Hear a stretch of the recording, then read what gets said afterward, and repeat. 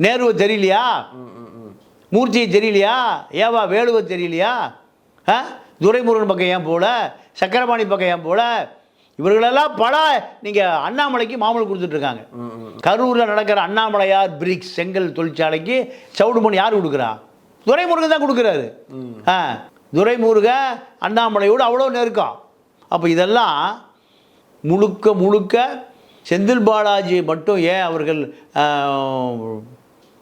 Target பண்ணுறாங்கன்னா, செந்தில் பாலாஜி தான் இப்போ முதலமைச்சர் ஸ்டாலின் எதை கட்டளை இட்டாலும் அடுத்த நிமிஷம் செஞ்சு முடிக்கிறவர். ஓகே, இதை யாராலும் தடுக்க முடியல. அப்போ இது மூலியமா துணை உதயநிதி ஸ்டாலினை காலி பண்ணலாம் நினைக்கிறாங்கன்னு சொல்லி சொல்றாங்களே, உண்மையா? வாய்ப்பு இருக்கா? முதலமைச்சர் வேற துணை முதலமைச்சர் ரெண்டு ஒன்று தானே.